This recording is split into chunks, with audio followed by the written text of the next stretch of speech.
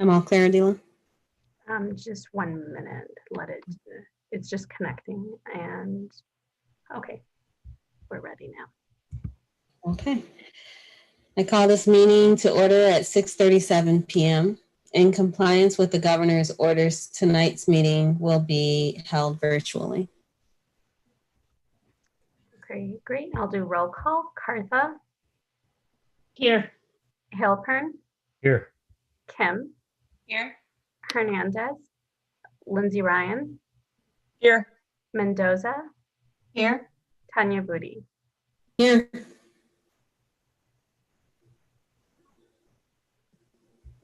All right. Next on our agenda is board and superintendent comments. Do any of my board colleagues have any comments for this evening? Okay. Dr. Horton? No, I'm just happy to be moving forward and knowing who will be leading our country for the next 4 years. So excited to say that we're in a good place regarding that, and that is it.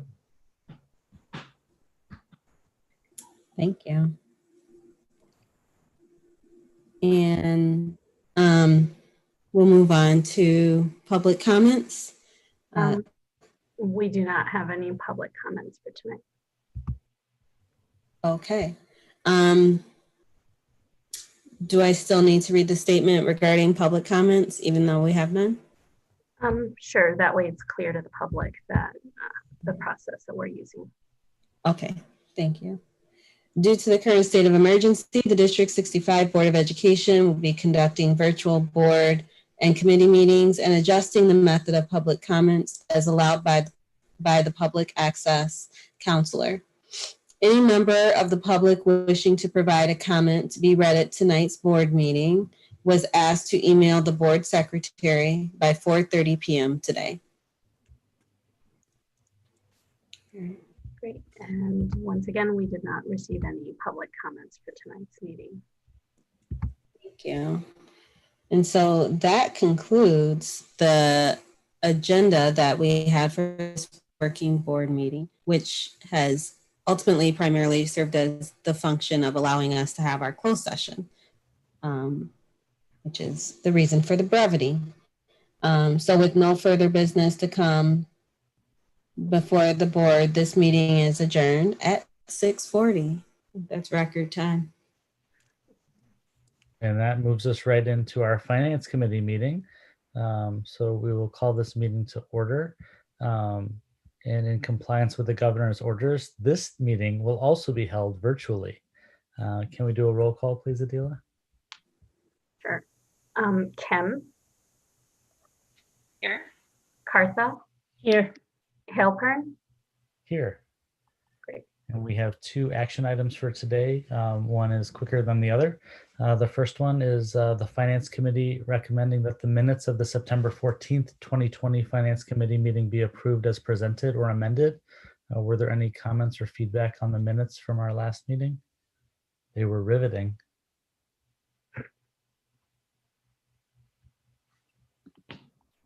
All right.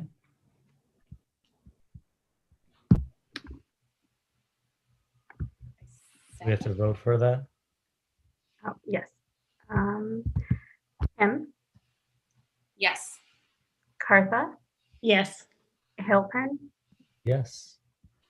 And now for the most riveting part of our evening, the truth and taxation resolution, so our tax levy. Without further ado, Raphael and Kathy, you're going to share with us our annual ritual of discussing the tax levy. This is the first of a series of points in time where we will discuss the levy and have to take action as a board. Today is discussion and question asking and understanding, and a future voting to approve, right? Yes. So this is the time of the year where we're required by law to present a levy to the Board of Education. And I will start the process of kind of explaining what it's all about. So we're required to have the levy presented to the Board of Education, which is what we are doing today. And then if you see in the presentation, there are the different steps that we have to go through in order for the levy to be passed. Now it culminates on December 29, which is the last Tuesday of December, in order for it to be filed with Cook County Clerk. As we always mention during board meeting, the most important and the largest source of revenue for the district is actually property tax. It's close to about 80% of all the revenue that is used to fund the district, as you can see in this pie chart here. So just some general information about the levy. So the levy is really essentially a request that the school board made to the county clerk. An extension is actually what we receive. So the levy is not what we receive. The levy is our request. So the extension is actually what we receive from the county clerk. Now, another important variable in determining the levy is the CPI. The CPI is the maximum amount that really we can get, that we can use to inflate the levy. So for the year 2020 levy, that percentage is 2.3. Another point I wanted to make that is important to the levy calculation is the equalized assessment and valuation. What this is essentially the value of all taxable property in the city of Evanston, as well as the part of Skokie that we educate here in District 65. Now, what we're going to present tonight is actually not the actual amount that we are going to get.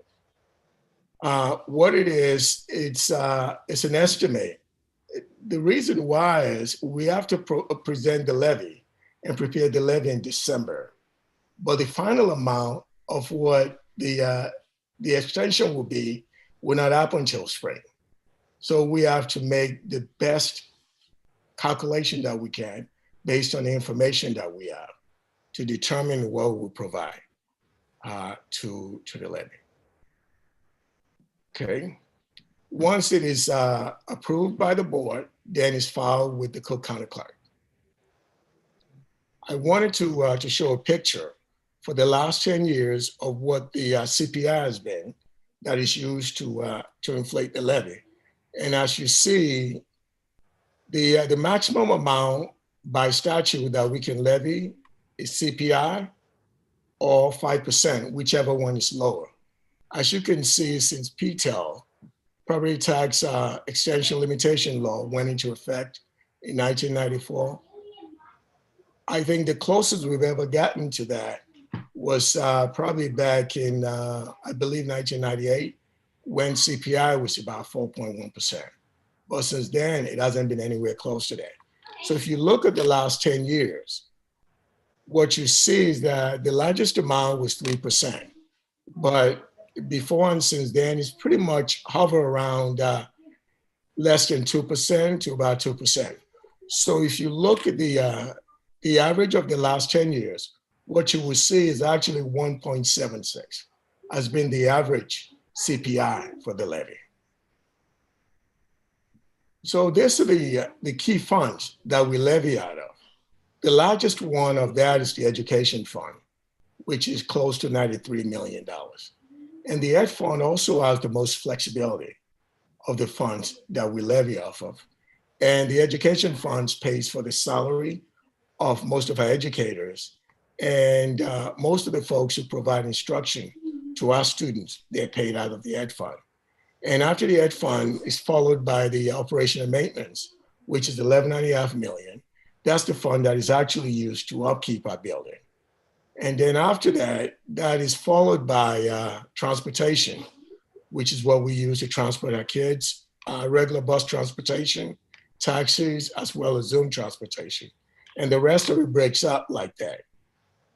So the levy that we're proposing for 2020 is close to $119 million. And this is what we refer to as operational levy. It doesn't include the debt service, which I'm going to talk about later. So this is the percentage of the information that I just provided earlier. As you see, close to 80% of the levy falls into the ed fund, which, as I mentioned earlier, has the most flexibility of the funds that we levy off of. The rest of it breaks down, as you can see in this presentation. So the levies, the budget is actually made up of two different levies. So the first installment, so we levy now in December, and the first installment is actually due in March. And what that is going to be 55% of last year's levy. And the reason why that is even the county clerk doesn't know what the actual amount of the levy will be in the spring. And the reason is they have to take into account appeals from property owners who are saying that the amount of the property that their property is levied for is actually lower. So they have the right to do that. So what the county clerk does is they do 55% of prior year levy, which we know, prior year's extension, I should say, which we know what the amount is. For 2020, we don't know what the amount is yet. So we get that 55% in the spring. So the second installment is not due until August. So the 55% is fiscal year 21. The second installment, 45%, is due in the first part of fiscal year 22. So as you can see, this levy, 2020 levy, crosses to fiscal year. So what I'm showing now is actually the bond and interest. What this is the payment for any bonds that the district is actually sold. So when we sell bonds, what we do is we promise the bondholders that it'll be made whole. So the county clerks actually levy the actual amount that we owe to the bondholders. And for the 2020 levy, that amount is $6.2 million. So this is the history of the actual extension of the levy. So as you see, there's a pretty close correlation between what we levy and what we actually get in the way of extension.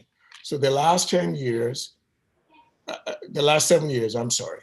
So I pointed this out before. The CPI for 2013 is 1.7. For the 2020 levy that we're presenting for next year is actually 2.3. So the first part that you see at the aggregate extension, those are all the funds except for bond and interest. And then once we add bond and interest to it, we see what the total extension is. So the difference between what the extension is last year, the 2019 levy, and what we're estimating the 2020 will be is 4.86. But I just want to point out, we actually are not going to get that 4.86. What we try to do, we try to estimate as much as possible how much we think the levy should be. One important variable that we don't know, and we wouldn't find out until later on, is new property. It's important for us to try to balloon and estimate on the high side, because if we were wrong and we underestimate, the difference in the collection that we'll get is lost forever. So what we do, we balloon, but rest assured that the county clerk only is going to extend no more than 2.3% from last year. So the balloon that I talked about is the 4.99. That's actually the balloon, but the actual amount that we're going to get is the CPI value of 2.3%. So I wanted to kind of touch on the EAV for 2019. 2019 is the most complete year that we have. As I mentioned earlier, for the 2020 levy, we don't know what the actual amount is until all the appeals are completed back in the spring.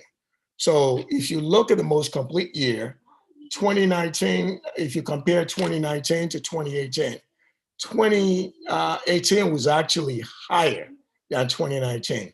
And one of the critical reasons why is in 2019, we had a triennial reassessment that is done in Northern Cook County every 3 years. And when that happens, and the value of property is estimated to go up, what it does, it encourages more people to appeal the value of their property. And what happened then is that the value tends to come down which is why you see 2019 is lower than 2018. So that's a decrease of 2.68%. One important factor I always try to point out is the tax incremental finance. Now, one thing I will say is that in Evanston, it's been my experience that TIF is actually used as a really good economic development instrument, which is not the case in other districts, but that is the case here in Evanston. What the way TIF works is used as an instrument where the city would think about an area that is not growing as well as it should grow. And then that area will be declared as a TIF district. And when that happens, the value of that property is actually frozen.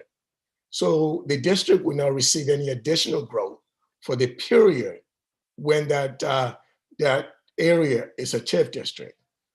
But then it will go on, it'll be frozen for 23 years.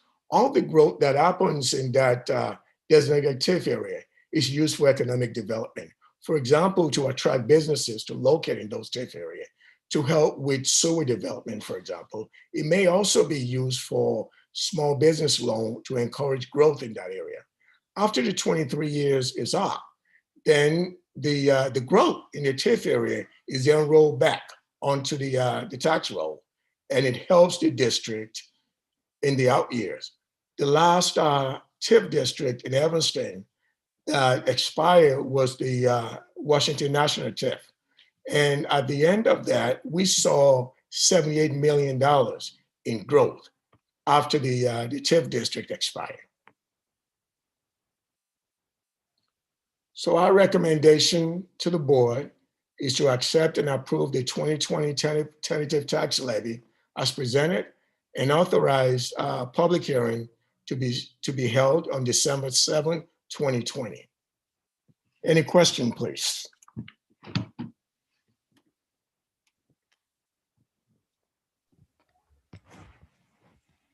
Does anybody have a question as it relates to the levy? This is the first opportunity for questions. The next one will be when it's presented actually to the full board for approval. Yes.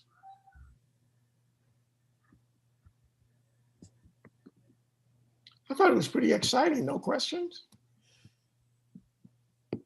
Thank you. I'm going to stop sharing now.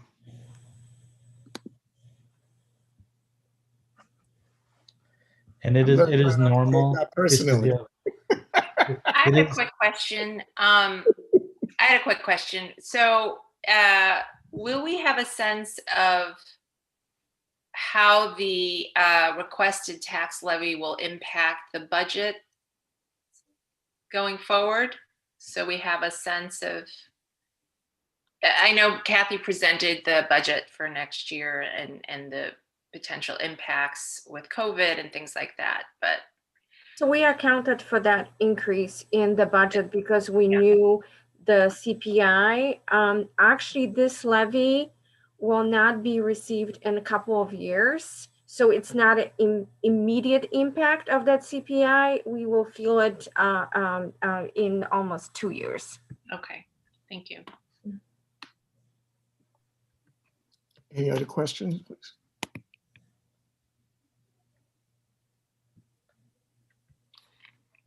Thank you. Thank you. So without any more questions, the Finance Committee recommends that the 2020 tax levy be approved and presented to the full board for approval. Second. Kim, Yes. Cartha, Yes. Halpern, Yes. I kind of want to pull this, this last agenda item, which is adjournment, so that we actually get to 7 o'clock, but I won't. So with no further business, I adjourn this meeting at 6:57 p.m. Bye, everyone. Everybody. Bye. Right. Bye-bye.